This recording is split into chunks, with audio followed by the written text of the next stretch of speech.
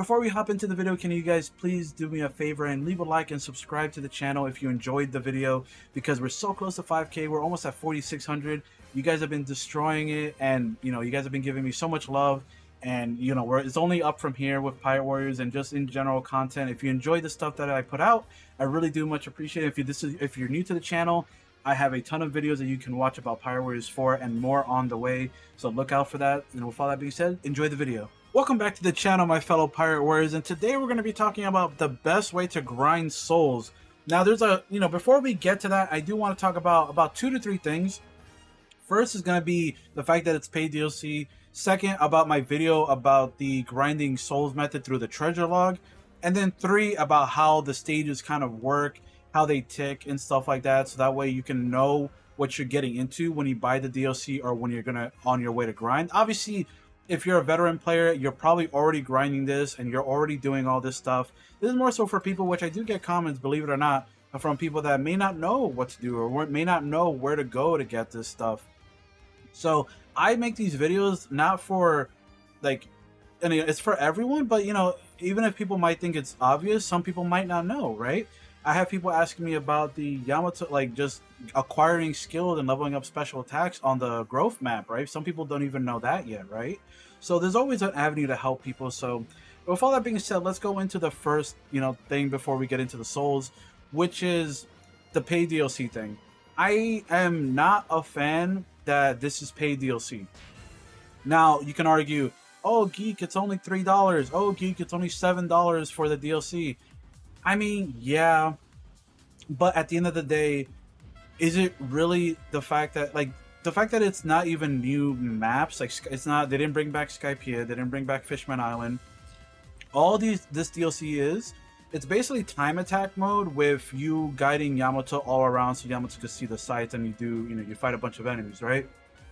So the fact that they do that, and the fact that they also give you a free soul map to everyone, and the only way to grind it free to play, if you're not gonna pay to get those episodes, the only way to grind it is through the treasure log, which, if you see here, the results from just grinding on those stages are extremely rough compared to how the grinding is on the Yamato stages. So I don't think it's really fair for people that aren't buying the DLC that they have to go through this insane grind, to get their characters, past their limit.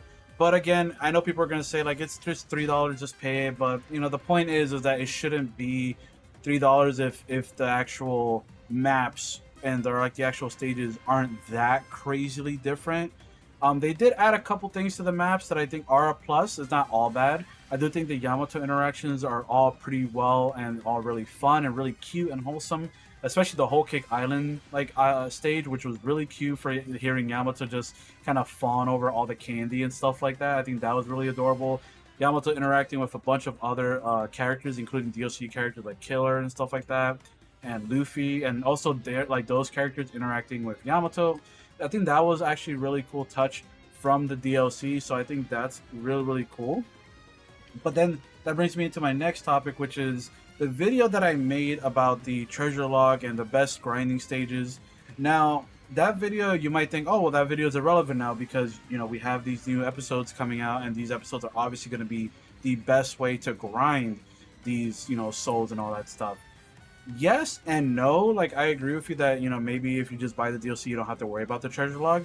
However, like I said, it still holds value because maybe people that don't have the funds to buy that at the moment are just going to do the treasure log way and just do it that way. Or people that don't want to support Bandai for doing this are just going to do the treasure log way, right, over time.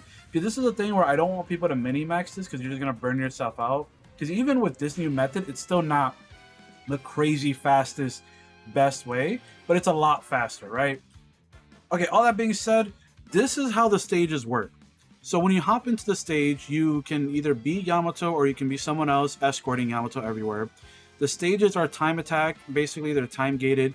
So you have around 4 to 5 minutes to extend or to complete the stuff, missions that they have. They have main objectives, they have side objectives, and they also have characters that pop up that have a passionate spirit or a passionate soul or whatever the hell.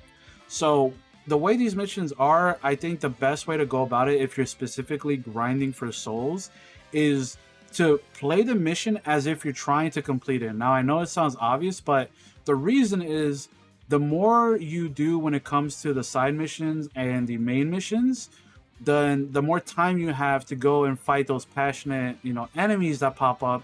Because when they pop up, they don't pop up most of the time. They don't pop up near you. They pop up like across the map or something. So you have to make your way to them, waste a ton of time, run all the way. Either that's why I recommend maybe a sky or speed type for this, and definitely maybe not a power type, because I think you really do need, and I also think you should equip skills for, maneuvering and stuff like that, because these stages don't really hit too hard, so you don't need to worry about crushing everything too fast. So I think maneuverability is a really important factor when you're grinding this, because you're gonna want to defeat these, passionate souls, because these are the people that drop souls as well as other people. Another thing is each stage has like a point, kind of reward system.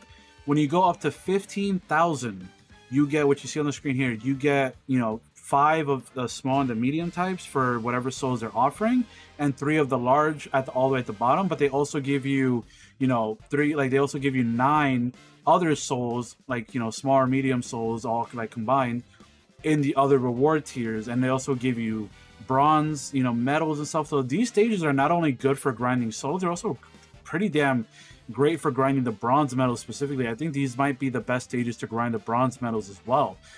Money, not so much, but I think medals and souls, this is probably the best way to do it. So each time you complete a main objective or a side objective, you get a 1-minute boost to your timer. So I would just, again, keep in mind of that, or be mindful of that, because you could the time could run away from you, and the time could end, and then the mission would end. Now, is there a punishment for when the mission ends? No, actually. When the mission ends and let's say the timer runs out, it doesn't really punish you at all. It just, it forbids you. If you're trying to unlock the next stage, then you won't unlock it. But if you have 15k points and you defeated a ton of enemies and stuff, and the mission ends, you are still rewarded with the souls and stuff from those 15k points, the adventure points that you got. So don't worry if the time runs out. If you're really worried about completion, I would say instead of completing the whole adventure, you can leave the stage early by going to these little anchor points. You go on top of it, you stay on it for a couple of seconds, and then it'll end the mission. It'll say you win, right? You left the stage. Disclaimer though, beating the passionate enemies, they do not give you time. That's why I'm saying they're kind of a risk, which is why I think they purposely make them spawn super far away. They do not give you extra time, which is why I'm saying beat the stage, or play the stage as if you're trying to beat it, because you need as much time as you possibly can to defeat as many of these passionate enemies as you can. And while you're doing that, it's kind of like a double whammy. You're also getting points, right? So it's kind of a net positive in general if you're just playing it like that. Okay, all that being said, we're getting into the actual souls, because I really want to make this as much of an in-depth breakdown for how souls work and how to work around and do the stages to get the most that you can. So breaking it down as well, each stage when you complete it, the point rewards they're always different. So the one constant is that you're always going to get skill souls on the left hand side. Every single stage has skill souls on the left. They don't have any other way. But on the right hand side, because there's 4 stages, there's 4 different types of souls, obviously, that level up your life, your strength, your defense, and your energy. So the first stage rewards you with energy souls on the right hand side, as you see here, right? So if you're focusing on trying to get all the energy stuff out the way, this is probably the best stage to do, stage 1. You can also see some of my results right here from stage 1. This is just from the video itself, from the gameplay that you saw.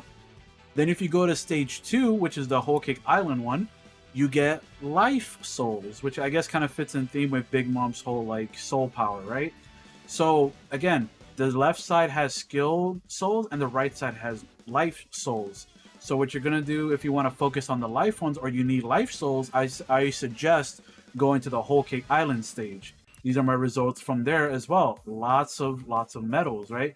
And it doesn't mean you can't get other souls. Obviously, I think these other souls that I got here are from fighting the passionate enemies and stuff. So that's what I'm saying. Even if it's worth it, just go a little bit out of your way to get those, passionate souls out there, because you might get some pretty good drops from them.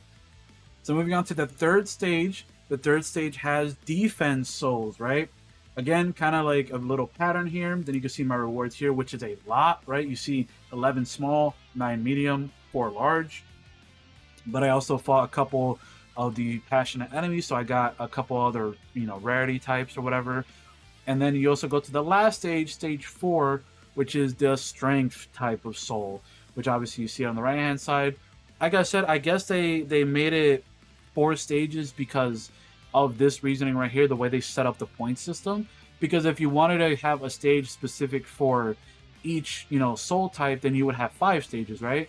But I guess they consolidated and made it 4 stages, and every stage gives you the skill, soul, and then each stage gives you or prioritizes a different type of soul, from going from energy all the way to power, right? So to end off the video, the way I want to recap it is basically, if you want to play these stages, the best way, I think, in my opinion, to play them is to play them as if you're trying to beat them. Maximize as much time as you can to get as many, opportunities to beat more enemies and get more points, beat more side quests and stuff like that. And then if you're prioritizing energy, go to stage 1. If you need or prioritize, life souls, go to stage 2. If you're prioritizing defense souls, go to stage 3, the navy-based one. And if you're prioritizing strength souls, go to stage 4. Like I said, every stage prioritizes and gives the skill soul. So if you're if you're looking for specific ones, each of them are kind of broken down in each one. So, first is energy, second life, third defense, fourth strength. And with all that, I hope you enjoy the content. I hope you enjoyed this guide, and I hope you subscribe to the channel. We're so close to 5K. I would very much appreciate it. And I love that you guys have been enjoying all this content. And don't worry, the playthrough of the other missions are on the way. I'm just gonna edit them and then put them out over the next couple days, so that way you guys can enjoy it, because I know I've been bombarding you with a ton of content. So in general, I do just appreciate you all watching. So again, thank you so much, and I'll see you all in the next one. Peace out, everybody.